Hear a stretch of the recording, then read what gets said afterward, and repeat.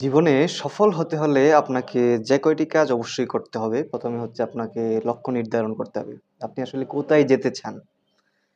আপনি যেখানে যেতে চান সেই লক্ষ্যটা সুস্পষ্টভাবে নির্ধারণ করবেন। তারপর সেই লক্ষ্য অর্জনের জন্য কি করতে হবে সেই প্ল্যান করতে হবে।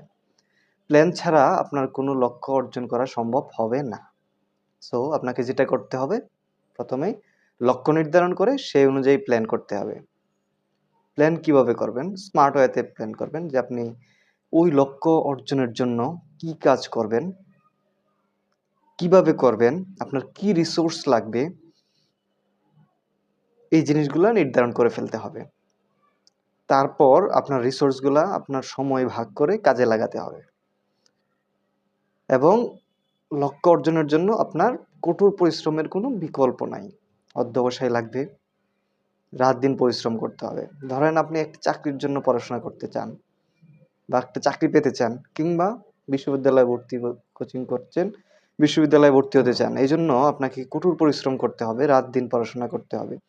আপনি যদি মনে করেন যে আমি রিল্যাক্সে আছি, পড়াশোনা করছি, এই করছি না তাহলে কিন্তু হবে না। কারণ আপনার যে কম্পিটিটর আছে সে পড়াশোনা করছে। রাতকে দিন করছে, দিনকে রাত করছে। সো আপনি যদি তাদেরকে বিট করে আপনার সফলতা অর্জন করতে চান তাহলে অবশ্যই আপনাকে পরিশ্রম করতে হবে। অবশ্যই যে সফল হবে বা যে সফল হয়েছে তার সমান বা তার চেয়ে বেশি পরিশ্রম আপনাকে করতে হবে। কোনো ক্রমেই কম পরিশ্রমে আপনি সফলতা অর্জন করতে পারবেন না। এই সফলতার পথ বড় কণ্ঠকাঠিন্য। আপনি বারবার হোঁচট খাবেন, বন্ধুর পথ। আপনাকে ধৈর্য ধারণ করতে হবে। ধৈর্য ধারণ করে এগিয়ে যেতে হবে। বারবার ব্যর্থ হবেন। একটি বাচ্চা যখন হাঁটা শিখে, কথা বলতে শিখে সে বারবার পড়ে যায়।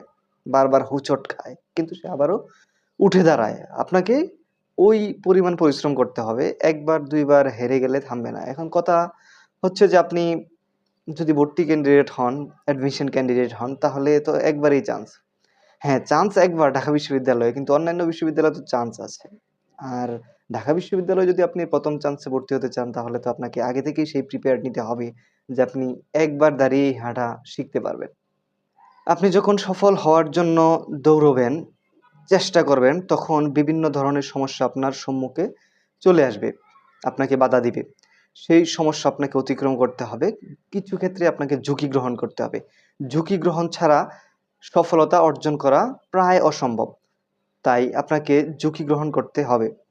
ঝুঁকি গ্রহণ না করলে আপনি সফল হতে পারবেন না। দেখবেন যে বড়, বড় ব্যবসায়ী বা সফল যারা আছে তারা প্রত্যেকেই কিছু না কিছু ঝুঁকি গ্রহণ করেছে এবং ঝুঁকি ওভারকাম করে তারা সফলতা অর্জন করেছে।